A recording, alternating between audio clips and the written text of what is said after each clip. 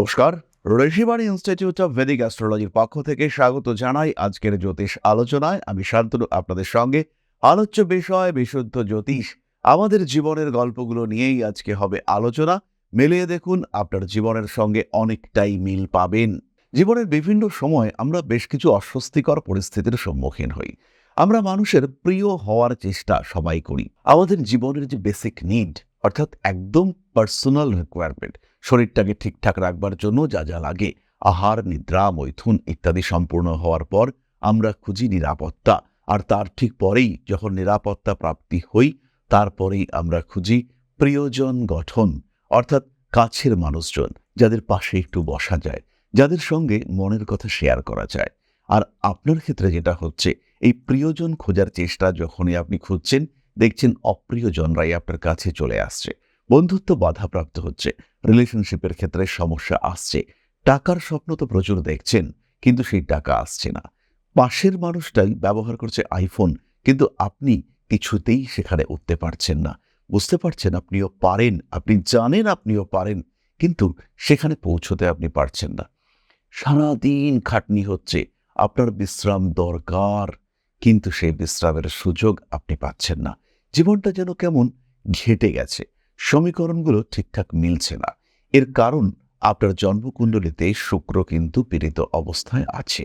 যখন গান শুনছেন ভালো লাগছে, ইচ্ছে করছে একটু গান গাওয়ার, কিন্তু যখনই গান গাইতে চলেছেন তখনই গলা হয়ে যাচ্ছে বেসুরো। কোনো একটা কাজ আপনি করতে চাইছেন, আপনি জানেন আপনি পারবেন, কিন্তু করবার সময় শেষ পর্যন্ত গিয়ে দেখলেন পারফেকশন একেবারেই আসেনি, কারণ আপনার শুক্র কিন্তু পীড়িত অবস্থায় রয়েছে। পুরুষ বা মহিলা প্রেমের মধ্যে রয়েছেন, কিন্তু প্রতিদিন কিছু না কিছু বিষয়ে কষ্ট আসছে। যে মানুষটাকে আপন ভাবার চেষ্টা করেছেন, বারবার সেই মানুষটাই কিন্তু আপনাকে আঘাত দিয়েছে, আপনাকে দুঃখ দিয়েছে, আপনাকে ব্যথা দিয়েছে। প্রেমিক কিংবা প্রেমিকার সঙ্গে ক্রমাগত ভুল বোঝাবুঝি, শরীরে হরমোনাল ইস্যু, বিভিন্ন ধরনের শরীরে যে রাসায়নিক পদার্থ রয়েছে, যেমন হরমোন, উৎসেচক, এদের মধ্যে সামঞ্জস্যের অভাব। তার জন্য মাঝে মাঝেই আপনাকে কারণে অকারণে ওষুধ খেতে হচ্ছে। স্কিন, হাতের চামড়া, গায়ের চামড়া কেমন যেন ড্রাই হয়ে যাচ্ছে, চুল উঠে যাচ্ছে।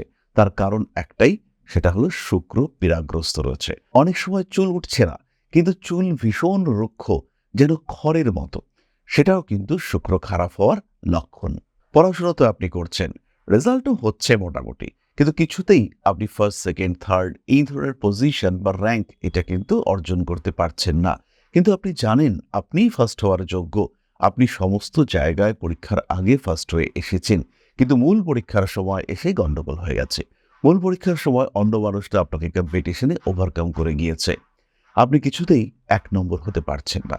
বেশ কয়েকবার চেষ্টা করেছেন নিজের জীবনে দাঁড়াবার, বেশ কয়েকবার চেষ্টা করেছেন কোনো স্পেসিফিক ট্রেনিং নেওয়ার, কিন্তু কখনোই শেষ পর্যন্ত সেই ট্রেনিংগুলি কমপ্লিট করে উঠতে পারছেন না। কোনো না কোনোভাবে এগোবার চেষ্টা করছেন, কিন্তু এগোতে গিয়েও কিছু না কিছু ক্ষেত্রে বাধা আসছে, কোনো না কোনোভাবে ব্লকেজ চলে আসছে আপনার জীবনে। এটা কিন্তু একমাত্র শুক্র পীড়াগ্রস্ত তার ফল। শাস্ত্রে বলছে, শুক্র পাপ সমাযুক্ত নীচস্থ দুঃখদায়ক কলত্রনাশ ক্লেশশ্চ ভোগভ্রংশ প্রজায়তে। অর্থাৎ শুক্র যদি পাপযুক্ত, নিচস্থ বা দুঃখদায়ক হয়ে থাকে, অর্থাৎ শুক্র যদি পাপগ্রহের সঙ্গে যুক্ত বা নিচস্থ হয় বা পীড়িত হয়, তাহলে সে দুঃখ প্রদান করে, স্ত্রী সুখ নাশ করে, ক্লেশ কষ্ট বাড়িয়ে তোলে এবং ভোগ বিলাসের ক্ষেত্রে পতন হতে দেখতে পাওয়া যায়।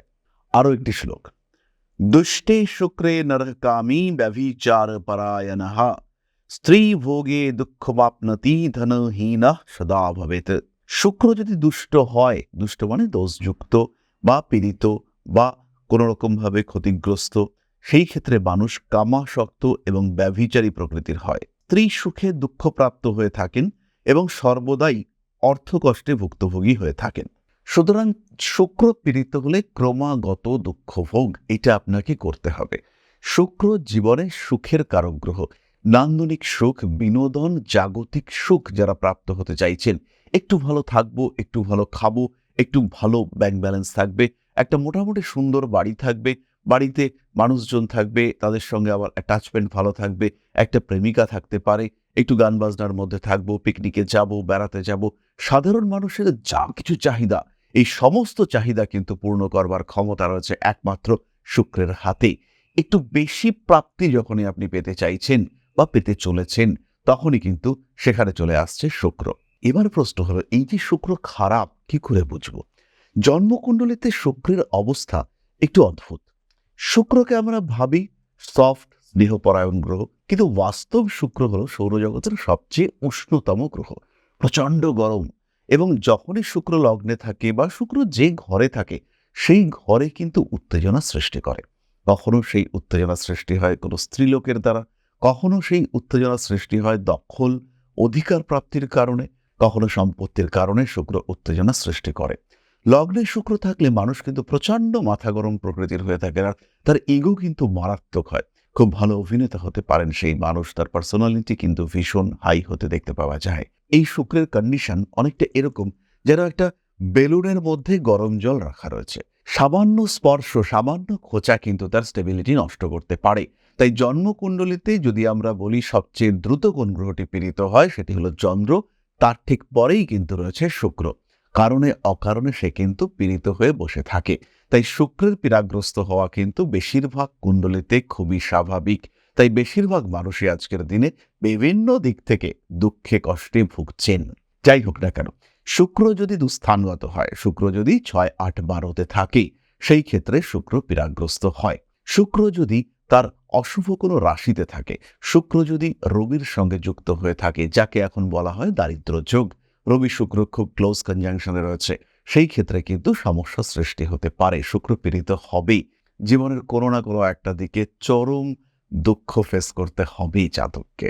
তারই সঙ্গে সঙ্গে শুক্রের নক্ষত্র অধিপতি তারা যদি পীড়িত অবস্থায় থাকে, তাহলে আমরা বুঝব শুক্র পীড়াগ্রস্ত হয়ে রয়েছে। এরপরে আমাদের খুঁজতে হবে প্রতিকার, কিন্তু তার আগে কয়েকটা খুব সহজ পদ্ধতিতে আমরা জেনে নেব শুক্র কতটা পীড়িত রয়েছে। তার ঠিক আগে আমরা একটু জ্যোতিষ শিক্ষা সম্পর্কে কথা বলি। বহু মানুষ রয়েছেন যারা জ্যোতিষ শিখতে চাইছেন, জ্যোতিষের প্রতি আগ্রহ রয়েছে, কিন্তু বেশ কয়েকটি প্রশ্ন তাদের মনের মধ্যে আসে। কোথায় শিখব জ্যোতিষ? কোথায় রয়েছে সিস্টেমেটিক সিলেবাস? কোথায় আমার শিক্ষা সম্পূর্ণ হবে? কোথায় শিখলে ভালো টিচাররা আমাকে শেখাবে? এবং কোথায় আমি একটা প্রপার সার্টিফিকেশন পাবো? বহু জায়গায় কোর্স করবার পরে সার্টিফিকেট পাওয়া যায় না। দিনের পর দিন অপেক্ষা করতে হয় কবে সার্টিফিকেট পাবো। তো এই সমস্ত সমস্যার সমাধান সূত্র সেটা কিন্তু ঋষিবাণীতে রয়েছে। ভর্তি হলেন, টিচাররা আপনাকে পড়ানো শুরু করলেন, রেজিস্ট্রেশন ফি জমা করার সঙ্গে সঙ্গে আপনি অনলাইনে দেখতে পাবেন যে আপনি অ্যাজ এ অ্যাস্ট্রোলজি স্টুডেন্ট ঋষিবাণীতে রেজিস্টার্ড হয়েছেন। তারপরে পড়া চলতে লাগলো, একদম সিস্টেমেটিক সিলেবাস। কোন দিন কি পড়ানো হবে সেটাও কিন্তু আমাদের ফিক্সড। ফলে আপনার সিলেবাসের এদিক ওদিক হওয়ার কিন্তু কোনো রাস্তা নেই। এবং প্রতিনিয়ত এই সিলেবাস অনুযায়ী আমরা নোটস রেডি করতে থাকি, যেটা আপনাদেরকে দেওয়া হতে থাকে। ফলে জ্যোতিষ শিক্ষায় শিক্ষিত হওয়া এখন কিন্তু ভীষণ সহজ। নিজেকে নিজের মতো করে প্রস্তুত করে নেওয়া, নিজেকে একটা জায়গায় অধিষ্ঠিত করা, এটা কিন্তু এখন অনেকটাই সহজ এবং ইজি। তারপরে সঠিক সময় পরীক্ষা এবং তারপরে সার্টিফিকেশন। কনফারেন্সে সার্টিফিকেট নিতে পারেন, সরাসরি হাতে নিতে পারেন, আপনার বাড়িতে পোস্টে সার্টিফিকেট পাঠিয়ে দেওয়া যেতে পারে। এখানে কিন্তু কোনো রকম কোনো বিলম্ব হবে না। প্রথম 6 মাসে জ্যোতিষ অর্ণব, তারপরে জ্যোতিষ বিশারদ, তারপরে জ্যোতিষ শাস্ত্রী এবং শেষ 6 মাসে জ্যোতিষ আচার্য। 2 বছরে 4টে সেমিস্টারে আপনি 4টে সার্টিফিকেটও পেয়ে যাচ্ছেন। কি পড়ানো হবে? শুধু কি জ্যোতিষশাস্ত্র?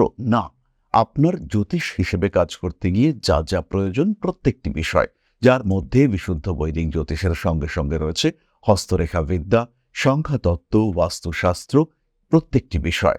এছাড়াও যারা ট্যারো কার্ড রিডিং শিখতে চাইছেন বা ট্যারো রিডিং এক্সপার্ট হয়ে উঠতে চাইছেন, তারাও কিন্তু আমাদের সঙ্গে যুক্ত হতে পারেন।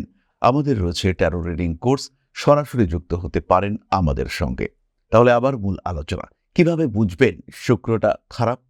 বাড়িটা সাজিয়ে গুজিয়ে রাখতে ইচ্ছে করছে না, সবসময় একটা অদ্ভুত আলস্য ভাব, কাজকর্মের ক্ষেত্রে, বিশেষ করে সূক্ষ্ম কাজকর্মের ক্ষেত্রে মতি নেই, মানুষের সঙ্গে সম্পর্ক ভালো করার ইচ্ছে নেই, স্বামী স্ত্রীর মধ্যে সম্পর্কের ঘনিষ্ঠতা ভালো লাগছে না, স্বামী বা স্ত্রীর থেকে দূরে সরে থাকতেই আপনার ভালো লাগছে, কর্মক্ষেত্রে কারণে অকারণে অস্থিরতা সৃষ্টি হচ্ছে, শরীরের মধ্যে অদ্ভুত অশান্তি, সুস্থ ছিলেন, কোনো সমস্যা ছিল না আপনার শরীরে, হঠাৎ করেই কোলেস্টেরলটা হাই হয়ে গেল, হঠাৎ করেই থাইরয়েড গ্ল্যান্ডে কিছু সমস্যা এলো, আপনার মনে হচ্ছে যে ইনসুলিন নিয়ে কিছু একটা সমস্যা রয়েছে, ডায়াবেটিসের প্রবণতা তৈরি হচ্ছে, মনে হচ্ছে আপনি যৌনতার দিক থেকে দুর্বল হয়ে পড়ছেন, তার মানে শুক্র খারাপ।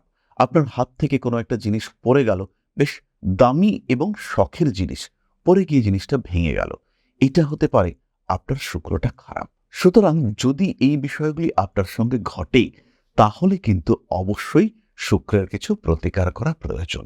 প্রথম বিষয়টি হলো দান। শ্বেত বস্ত্র দান করুন আপনার বিপরীতধর্মী কোনো শিক্ষক, পুরোহিত, এমন কোনো মানুষকে। যে শিক্ষকদের আপনি বিশেষ পছন্দ করেন না, তাদেরকে সেবা করার চেষ্টা করুন। তাদেরকে অন্ন সেবা করতে পারেন, তাদের উপহার দেওয়ার চেষ্টা করতে পারেন। নিজের প্রেমিক কিংবা প্রেমিকাকে তার পছন্দের, খুব দামি জিনিস নয় কিন্তু তার পছন্দের কোনো উপহার গিফট করার চেষ্টা করুন। প্রত্যেক শুক্রবার শুক্র কবচ পাঠ করুন। ক্লিয়ার ক্রিস্টাল ব্রেসলেট, তার সঙ্গে 6 মুখী রুদ্রাক্ষ ধারণ করুন। শুক্রবারে সাদা বস্ত্র, চিনি, দুধ, রূপোর দ্রব্য এবং পারফিউম, এই পারফিউম জিনিসটি কিন্তু টোটালি শুক্রের আন্ডারে, পারফিউম গিফট করুন। তাহলে দান করবেন কি? সাদা বস্ত্র, চিনি, দুধ, রূপোর দ্রব্য এবং সুগন্ধি। এর ফলে কিন্তু শুক্রের দ্রুত প্রতিকার দেখতে পাওয়া যাবে। এছাড়া অসৎ সংসর্গ ত্যাগ করুন। নারীদের মর্যাদা দেওয়ার চেষ্টা করুন। সমলিঙ্গ হতে পারেন, বিপরীত লিঙ্গ হতে পারেন। নারীদের যত্ন রাখার চেষ্টা করুন। সন্তানের প্রতি আপনার দায়িত্ব পালন করুন। গুরু সেবা, গুরু যত্ন অবশ্যই করুন। মদ্য বা যে কোনো আসক্তি বর্জন করার চেষ্টা করুন। প্রতিনিয়ত সামান্য মেডিটেশন, এটা অবশ্যই আপনার করা উচিত। এই কাজকর্মগুলি কন্টিনিউয়াসলি করতে থাকুন। এর ফলে কিন্তু আপনার শুক্র তার বলবত্তা ফিরে পাবে। শুক্রের মাধ্যমে আপনার জীবন অনেক বেশি স্থিতিশীল, অনেক বেশি সুস্বাস্থ্যকর, সুন্দর, বিলাসবহুল, আরামপ্রদ হয়ে উঠবে। ভালো থাকবেন আপনি, শান্তিতে, স্বস্তিতে, তৃপ্তিতে থাকবেন আপনি। তাহলে আজকের আলোচনা আমরা আর দীর্ঘায়িত করব না। প্রত্যেক দিন সম্পর্কে জানার জন্য জয়েন করুন আমাদের হোয়াটসঅ্যাপ চ্যানেল। লিঙ্ক দেওয়া রয়েছে ডেসক্রিপশন বক্সে, কিউআর কোড স্ক্যান করতে পারেন। তার সঙ্গে সঙ্গে প্রত্যেক মঙ্গলবার আমরা লাইভে থাকছি সন্ধ্যাবেলায়, সংযুক্ত হন আমাদের লাইভে। ফিরে আসবো পরবর্তী আলোচনায়। ভালো থাকুন, সুস্থ থাকুন। মা শ্রী আদিশক্তির আশীর্বাদ বর্ষিত হোক আপনাদের উপর। সমৃদ্ধ, আরো প্রাণময় হয়ে উঠুক আপনাদের প্রত্যেকের জীবন। জয় মা আদিশক্তি। নমস্কার।